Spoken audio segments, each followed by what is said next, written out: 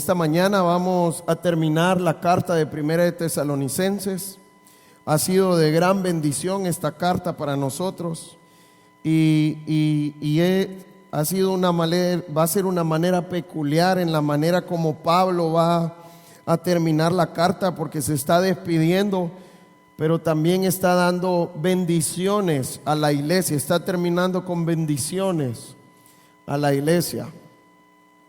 Y yo pensaba en esta semana, si yo quisiera despedirme de alguien que yo amo, pues lo que queremos tratar es de dejarle una bendición realmente, algo que le va a ayudar en la vida, algo que le va a hacer bien. Y esto es lo que Pablo hace con la iglesia de Tesalónica. Empieza con una oración primeramente, pero en esta oración nos muestra las bendiciones que que el Señor le está dando a la iglesia.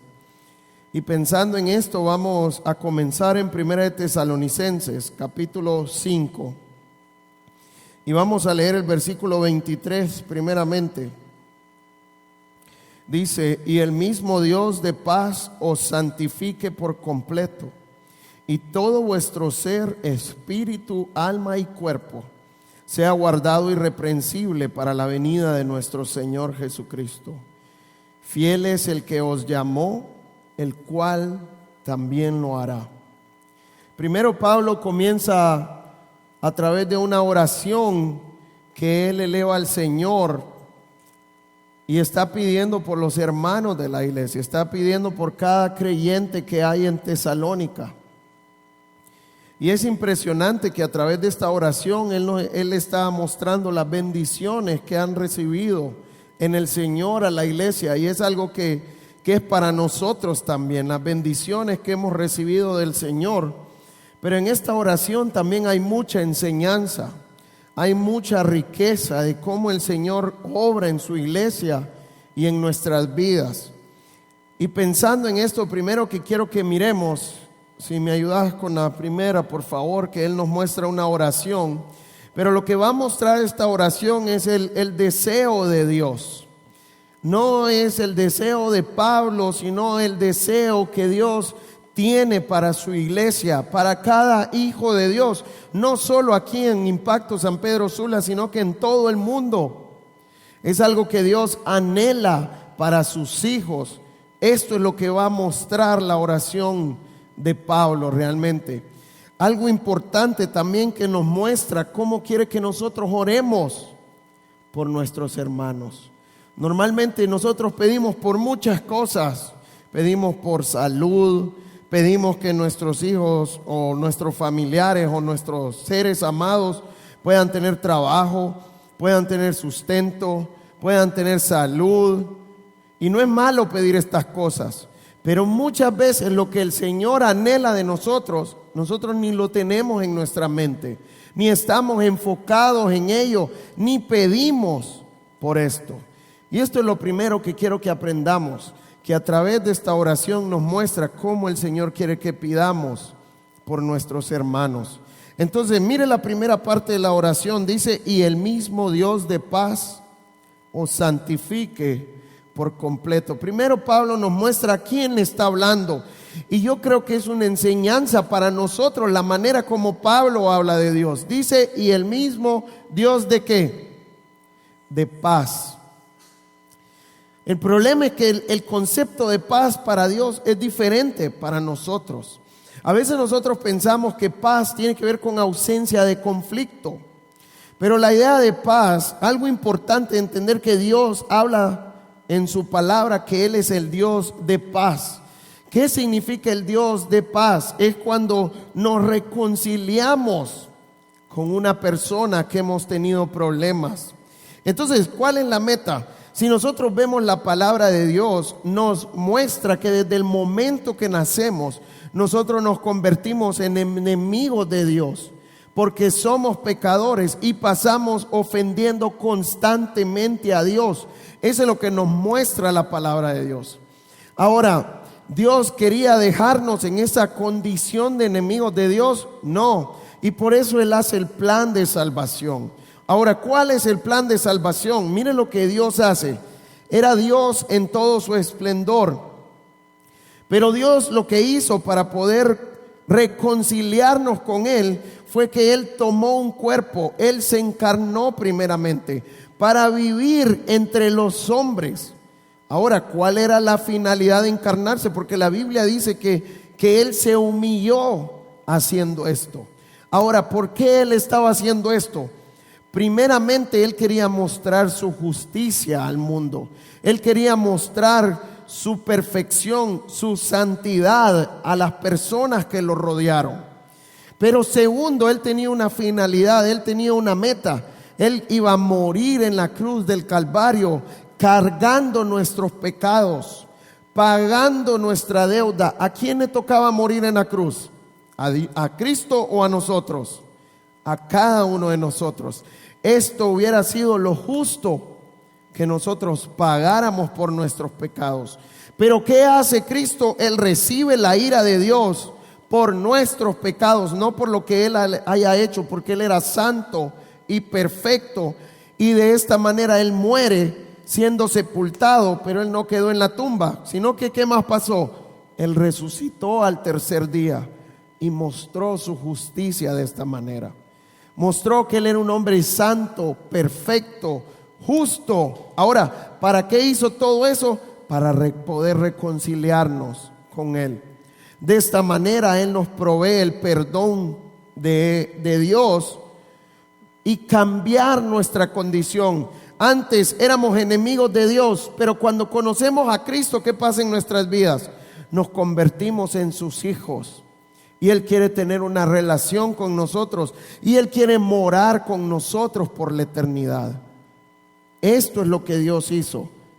Y por esto la Biblia lo muestra como el Dios de paz. Ahora, ¿qué nos da a nosotros? Dice en 1 Corintios 5 que Él nos da el ministerio de la reconciliación a nosotros.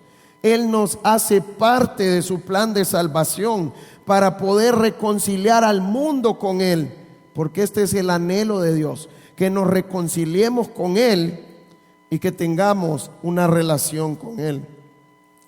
Ahora, ¿para qué nos reconcilia el Señor? Mire el versículo 23 lo que dice nuevamente. Y el mismo Dios de paz os santifique, una parte, media parte, dice por completo, da un absoluto. ¿Cuál es el deseo de Dios para nuestras vidas? Entonces quiere santificarnos por completo. Ahora, ¿en qué tiempo Dios quiere hacer esto? Y todo vuestro ser, espíritu, alma y cuerpo sea guardado irreprensible para la venida de nuestro Señor Jesucristo. Él quiere hacer su obra en nosotros antes que venga Cristo por su iglesia. Antes de que venga Cristo a traer a sus hijos. Ahora, Él no está esperando entonces que nos santifiquemos hasta que nos muramos, Él no está esperando a santificarnos hasta que estemos en el cielo. ¿Desde cuándo Él quiere hacerlo? Desde que conocemos a Cristo. Y para esto nos dejó en este cuerpo, para podernos santificar delante de Él. Ahora, ¿quién es el que hace la acción de santificar? ¿De quién depende? Dice, y el mismo Dios de paz os santifique por completo. ¿Quién es el agente santificador? Entonces no somos nosotros mismos. Es el Señor mismo quien nos santifica. Ahora, ¿cuál es la idea? Él quiere hacer su obra en nosotros. ¿Cuál es esa obra que Él quiere hacer en nosotros? Santificarnos. Ahora es por completo, dice. Y esta parte es bien importante. ¿Cuál es la idea de por completo? Tiene que ver con la parte física, con las emociones y con la parte espiritual también. Y yo quiero que entienda esta parte porque es bien importante, porque Dios nos da prácticas que nosotros podamos hacer para rendirnos al Señor, para hacer su voluntad. Le voy a dar un ejemplo. La Biblia dice que tenemos que alabar a nuestro Dios, ¿sí? Ahora, muchas veces nosotros nos deshacemos alabando a nuestro Dios y levantamos aún nuestras manos todavía. Y la Biblia dice que levantemos manos que santas ¿Y qué es una mano santa? Libre de iras y contiendas. Y muchas veces nosotros levantamos las manos y a veces es increíble que viene la familia en el carro, viene peleándose el esposo con la esposa, viene regañando los hijos, pero ya vamos a llegar a la iglesia, dejamos esto para después. Y entramos como que no pasó nada, estamos contentos, alegres, en santidad y levantamos las manos todavía. Y estamos mal con nuestro cónyuge, actuamos mal con nuestros hijos. Entonces hacemos cosas externas, pero el interior, ¿cómo está delante del Señor? Mal. Podemos servir a nuestro Dios también y podemos tener una motivación equivocada. Podemos hacerlo solo para que nos miren, o cuando alguien, aprendíamos la semana pasada que ¿cómo debemos de estar? Estar siempre ¿qué? Gozosos. ¿Qué tan fácil es estar siempre gozosos? Y al momento de servir al Señor, cuando trabajamos con otra gente y alguien nos queda mal, ¿qué es lo que quiere? ¿Se pierde el gozo, sí o no? ¿Y qué necesitamos hacer? Señor, yo decido perdonar a esta persona, pero que no me quite el gozo de servirte a ti, Señor. Y a veces estamos moviendo sillas enojados y buscando el culpable. Sí, es que ese teto no llegó. ¿Cómo estamos sirviendo al Señor entonces? ¿Es una manera que a Dios le agrada? Entonces es importante que las cosas externas que hacemos, ver cómo está mi interior, si está delante del Señor. ¿Cómo el Señor quiere que esté todo nuestro ser? Dice al final, y todo vuestro ser, espíritu, alma y cuerpo sea guardado ¿qué? Irreprensible para la venida de nuestro Señor Jesucristo. ¿Qué es irreprensible? Pero antes de eso quiero que miremos en 1 Tesalonicenses siempre, capítulo 2, versículo 10. Mire lo que Pablo le dice a la iglesia: vosotros sois testigos, y Dios también, de cuán santa, justa e irreprensiblemente nos comportamos con vosotros, los creyentes. Y 3:13, ¿qué dice? 3:13, para que sean afirmados vuestros corazones, irreprensibles en santidad, delante de Dios nuestro Padre, en la venida de nuestro Señor Jesucristo con todos sus santos. Pablo estaba mostrando algo nuevo para la iglesia, no, estaba repitiendo lo que ya le había enseñado. Primero les dice: miren cómo yo me comporté delante de ustedes de una manera irreprensible. Y después les dice: Dios quiere que ustedes sean irreprensibles también. Y ahora está orando por ellos: Señor, que sean guardados irreprensibles para la venida de nuestro Señor Jesucristo.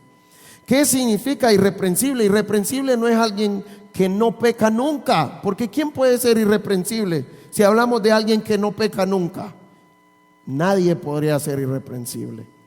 La idea de irreprensible es que no tiene cuentas pendientes con nadie, ni con Dios, ni con nadie que esté a su alrededor.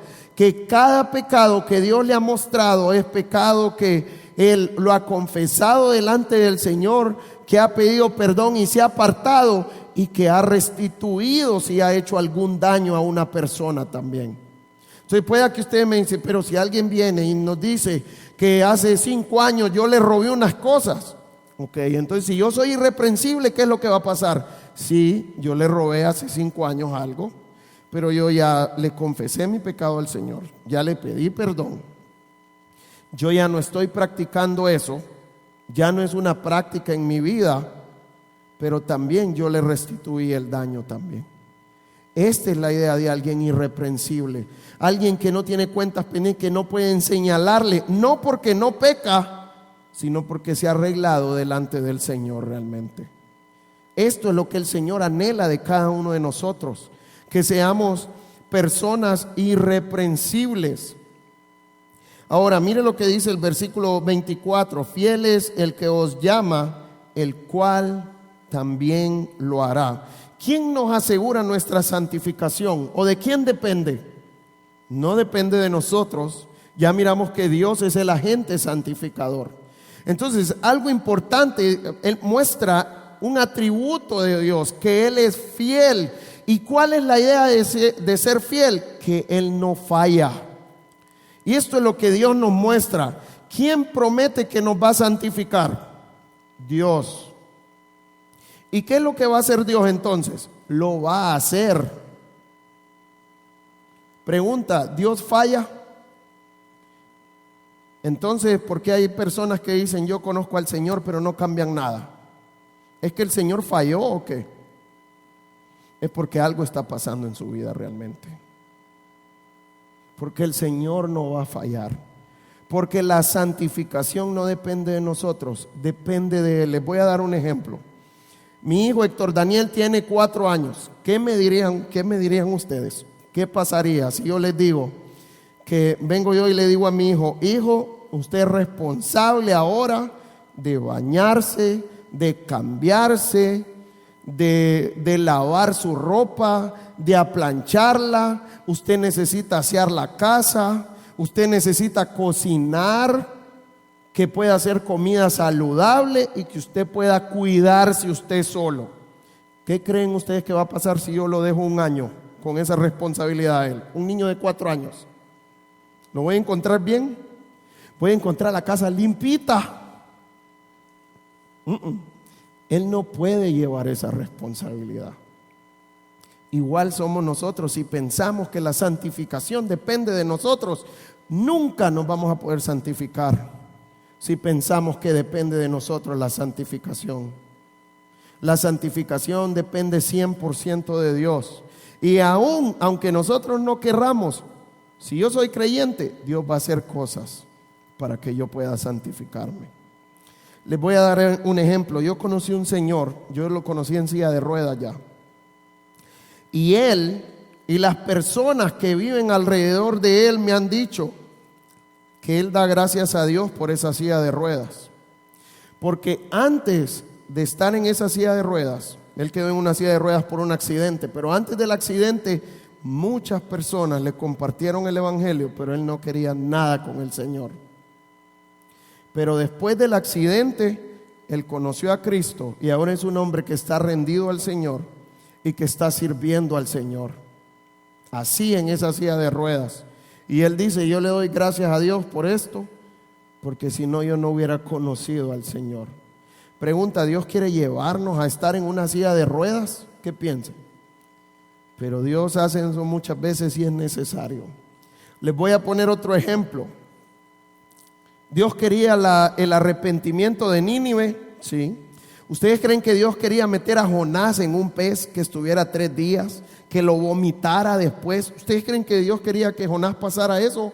No, pero eso fue lo que Dios usó para poder conseguir el arrepentimiento de Nínive. Dios muchas veces va a hacer cosas en nuestras vidas, pero ¿para qué? Porque es malo con nosotros. ¿Para qué lo está haciendo entonces? Para santificarnos, para hacer su imagen en nosotros. Y nosotros necesitamos entender eso, que cada persona que cada cosa que Dios permite en nuestras vidas, ¿para qué es? Para hacer su imagen en nosotros. Pregunta, ¿Dios va a fallar en esto? ¿Qué piensan? ¿Qué dice la Biblia? Filipenses 1:6, que el que comenzó la buena obra en vosotros, ¿qué va a hacer? La perfeccionará en el día de Jesucristo. Dios va a hacer la obra en sus hijos. Y Dios no va a fallar. Y nosotros podemos ver que Dios no falla. Ahora que nosotros tenemos la palabra de Dios completa, ¿cuántas promesas vemos que Dios ha cumplido ya? Dios prometió un Mesías, ¿sí? Y dio un montón de profecías como de lo que iba a pasar con el Mesías. Y Dios cumplió cada una de esas profecías a cabalidad. Vemos cómo Dios cumple sus promesas. Dios no falla. Y si Dios prometió que nos va a santificar, ¿qué creen que va a pasar al final si somos sus hijos? Vamos a ser santos y vamos a estar en su presencia santos y puros. Aunque nosotros nos trabemos como los celulares que nos quedan trabados y uno lo quiere tirar. Dios no nos quiere tirar. Dios va a hacer su obra en nosotros si somos sus hijos realmente. Así que yo quiero animarle a entender que Dios quiere que nos santifiquemos y que Él lo va a hacer. Ahora, Él nos muestra Pablo va a empezar a darle un grupo de instrucciones a la iglesia, en donde es importante entender que Dios va a usar todo esto para poder hacer su obra en nosotros, para poder santificarnos. Mire las instrucciones que que Pablo le da a la iglesia ahora. Dice el 23. Gracias.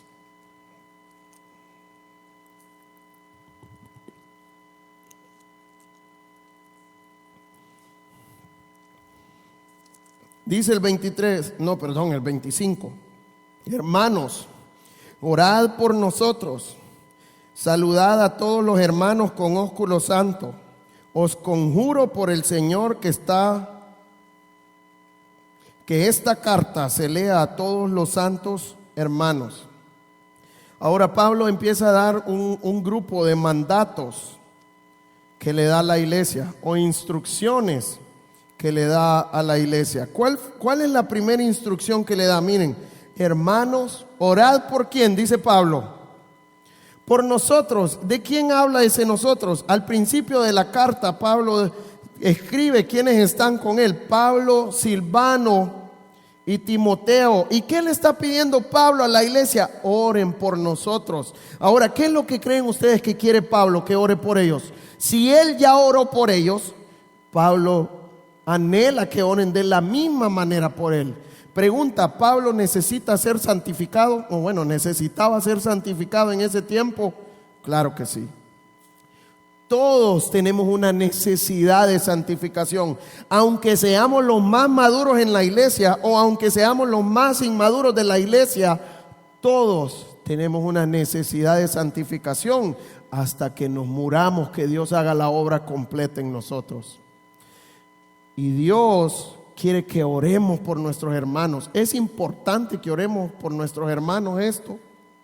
Y a veces oramos por todo menos por lo que Dios más anhela de nosotros. Oramos por las cosas que van a quedar en esta tierra, pero por las cosas eternas no estamos orando. Así que yo quiero animarle: enfóquese en las cosas eternas para orar por las personas que usted ama, por sus hermanos.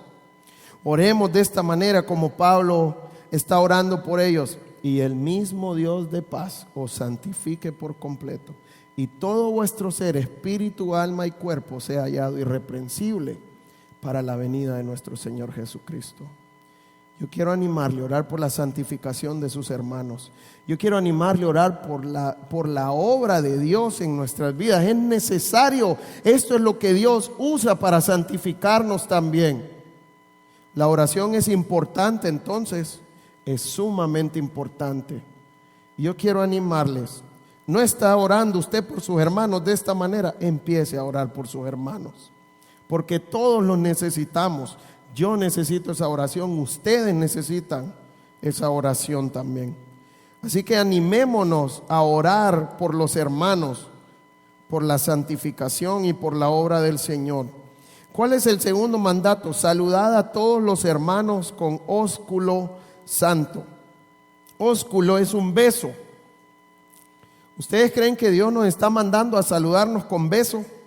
¿Qué piensan?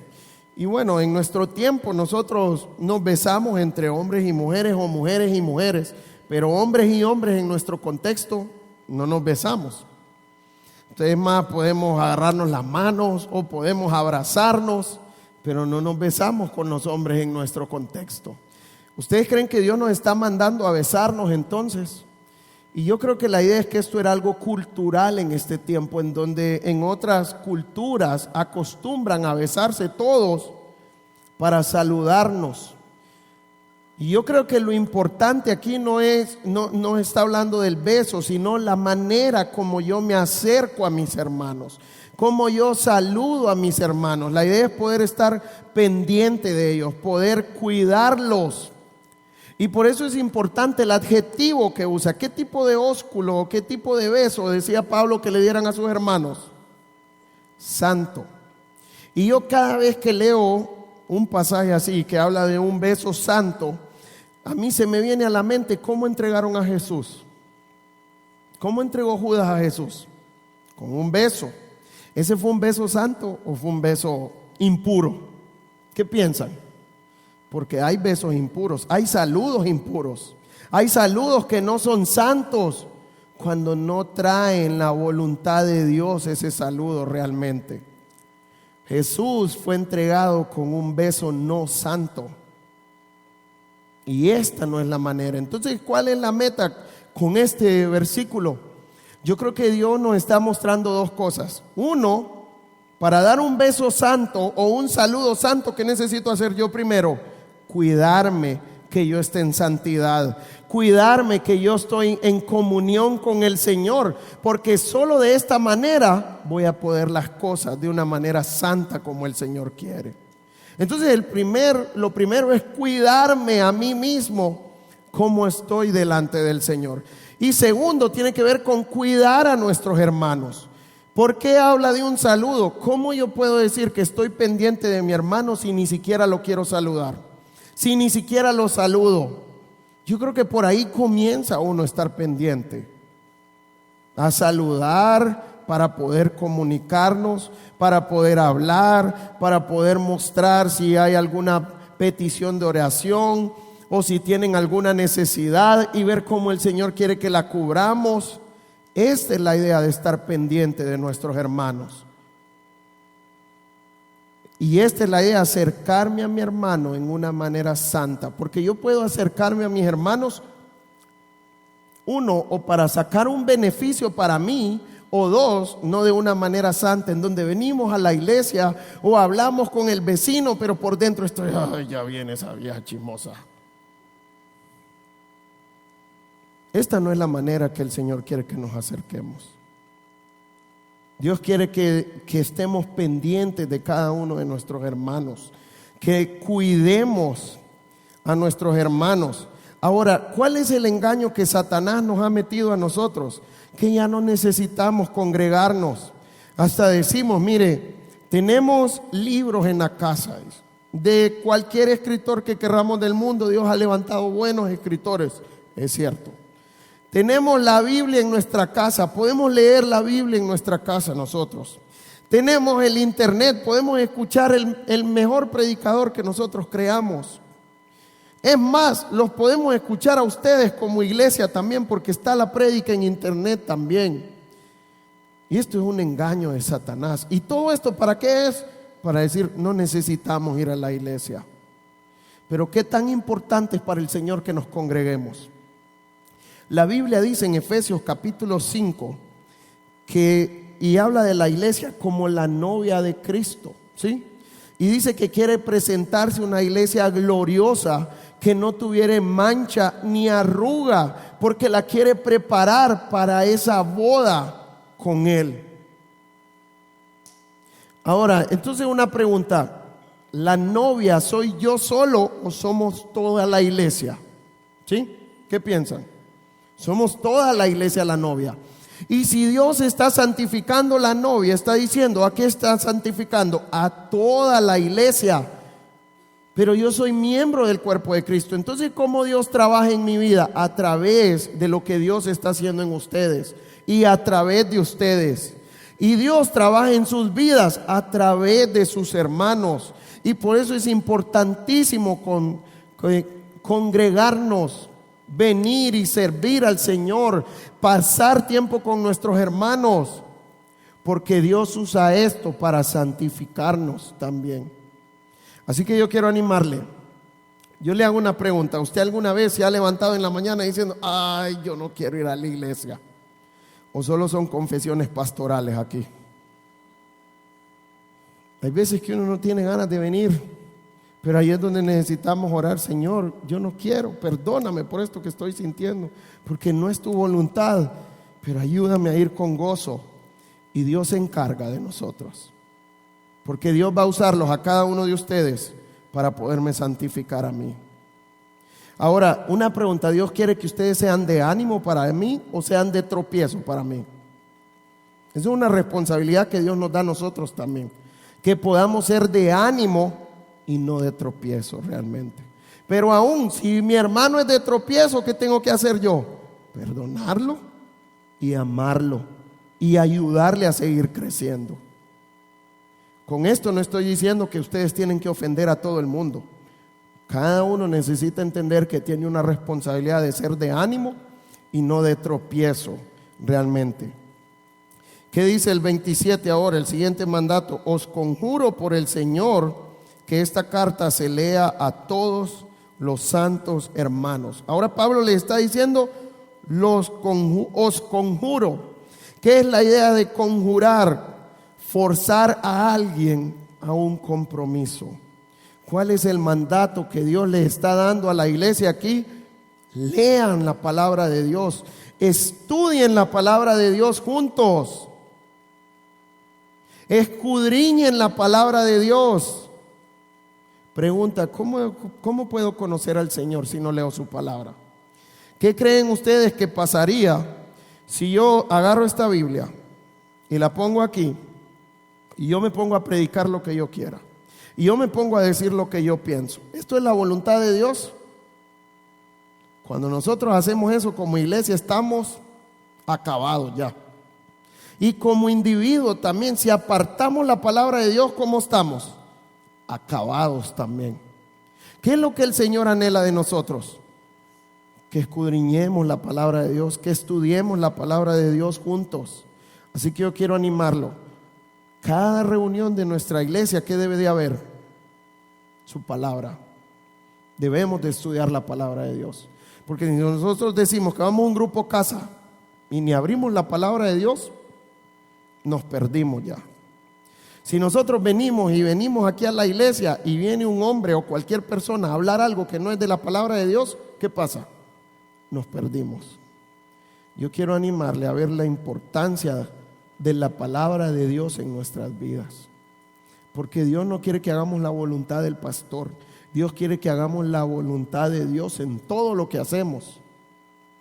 Y por eso es importante la palabra de Dios. Y al final vamos a ver cómo es que Dios la usa. Versículo 28. Dice el 28 para terminar, la bendición final. La gracia de nuestro Señor Jesucristo sea con todos vosotros. Amén. ¿Cuál es la bendición final que Pablo le da a la iglesia? Pide la gracia de Dios. ¿Para quién? ¿Para quién? Para los hermanos de la iglesia. ¿Sabe? A veces nosotros hemos distorsionado mucho el concepto de la gracia de Dios.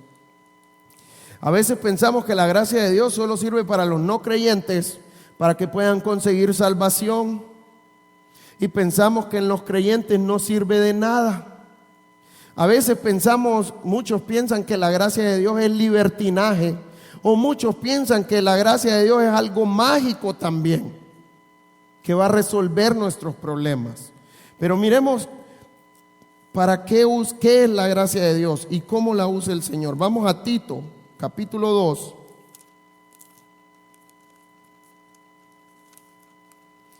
Tito, capítulo 2, versículo 11.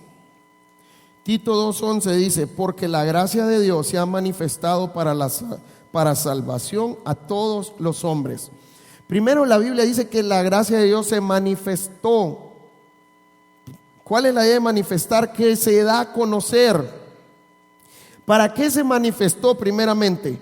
Para salvación, para que todos los hombres y mujeres puedan ser salvos. La gracia de Dios es la que trae salvación a los no creyentes. Sin la gracia de Dios, nosotros no hubiéramos podido ser salvos cuando no conocíamos a Cristo.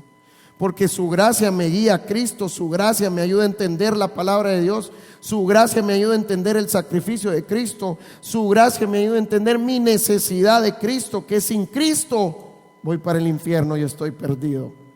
Y por su gracia es que yo puedo recibir a Cristo y poder obtener la salvación. Ahora, ¿qué hacen los creyentes? Porque Pablo está hablando de la gracia de Dios para los creyentes. ¿Qué dice el 12? Enseñándonos que renunciando a la impiedad y a los deseos mundanos, vivamos en este siglo sobria, justa y piadosamente. ¿Qué hace la gracia de Dios en la vida de los creyentes? Primero dice, enseñándonos a renunciar a la impiedad. Pregunta, ¿yo puedo renunciar a algo que yo sé que no lo tengo? ¿Qué piensan? Yo puedo renunciar de un trabajo que no lo tengo. ¿Será que yo le digo a Luis, renuncio de tu trabajo, Luis? Pero si ni trabajo con vos, ¿cómo voy a renunciar? Entonces, para renunciar a la impiedad y a los pecados que nosotros tenemos, ¿qué tenemos que hacer primero nosotros? Reconocer que los tengo. ¿Cómo yo lo reconozco? Por la gracia de Dios, que me permite reconocer mis pecados. ¿A través de qué? De la palabra de Dios. No de lo que diga la gente, no de mis percepciones, no de lo que yo pienso, sino de lo que dice la palabra de Dios.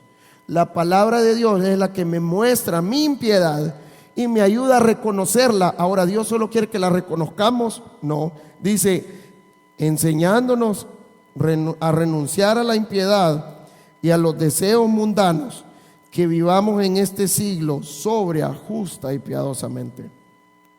Pregunta: si ustedes renuncian a un trabajo, ¿van a ir al día siguiente? Si ya renunció, ya renunció. Si estamos renunciando a las prácticas que Dios no le agrada, ¿voy a seguir al día siguiente con eso? ¿Qué debo de hacer? Dejar de hacerlo.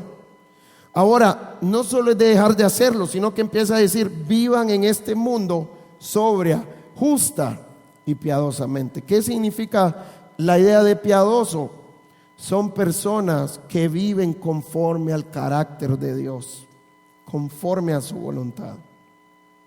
Esto es lo que Dios anhela en nosotros, que seamos hombres y mujeres piadosos, hombres y mujeres que viven conforme al carácter de Dios, y no solo lo exterior, sino que ¿desde dónde? Desde el interior. Que todo mi interior esté rendido al Señor y que de esta manera estoy viviendo para Él. ¿Qué es lo que hace posible eso en nuestras vidas? Su gracia. Entonces, ¿qué es la gracia de Dios para los creyentes? Es el poder sobrenatural que Dios me da para vivir en obediencia a su palabra, para hacer la voluntad de Dios. Si yo no tengo la gracia, yo no puedo vivir para el Señor. ¿Qué tan importante es la gracia de Dios para nosotros los creyentes entonces? Y por eso Hebreos 12:15 nos dice: mirad bien, no sea que alguno deje de alcanzar la gracia de Dios. Y está hablando a creyentes. ¿Cuál es la gracia de Dios? Ese poder que Él me da para vivir en obediencia a su palabra. ¿Cuándo es que yo dejo de alcanzar la gracia de Dios? Dice Hebreos 12:15, que brotando alguna raíz de amargura os estorbe y por ella muchos sean contaminados. Pregunta: ¿quién es el último en darse cuenta que tiene amargura? Uno. Amargura es falta de perdón, es cuando tengo resentimiento con otras personas. Y la gente dice: ahí viene el amargado. No quiero ni ver a Teto porque solo de eso habla. Y cuando me preguntan: ven, ¿y qué tenés con tal persona? Nada, yo no tengo nada. Oremos por esa persona porque está mal. Hasta queremos espiritualizar nuestra amargura. Queremos verla bien delante del Señor. Entonces, ¿qué tenemos que hacer para cuidarnos de no perder la gracia de Dios? Cuidarnos a vivir delante del Señor, a no tener amargura. Quiero que vayamos a Hebreos capítulo 4, versículo 12 para terminar en esta mañana. Dice Hebreos 4:12: porque la palabra de Dios es viva y eficaz y más cortante que toda espada de dos filos, y penetra hasta partir el alma y el espíritu, las coyunturas y los tuétanos. Y me encanta el final de este versículo. ¿Qué hace la palabra de Dios? Dice: y discierne los pensamientos y las intenciones del corazón. ¿Cómo yo me puedo dar cuenta que estoy viviendo en pecado, que no estoy de una manera irreprensible? ¿Por qué? Uno, porque soy creyente. Dos, porque Dios me ha dado el Espíritu Santo para poder entender su palabra y para poder reconocer mis pecados. Pero Dios va a usar la palabra de Dios para que yo pueda reconocer las intenciones de mi corazón y que pueda reconocer si realmente estoy en pecado. Y una vez que el Espíritu Santo me convence que tengo malas intenciones, ¿qué necesito hacer? Pedirle perdón al Señor y renunciar a estas malas intenciones y empezar a hacer la voluntad de Dios. Así que yo quiero animarle que nos cuidemos de tener la gracia de Dios en nuestras vidas, porque esta es la única manera que podemos vivir para el Señor de una manera irreprensible. Y esto es lo que Dios anhela de cada uno de nosotros. Cuidemos la gracia de Dios en nuestras vidas y oremos por nuestros hermanos para que Dios haga su obra en ellos y que puedan tener la gracia de Dios también y poder ver cómo el Señor los va santificando y cómo les ayuda a vivir en santidad y en obediencia a su palabra.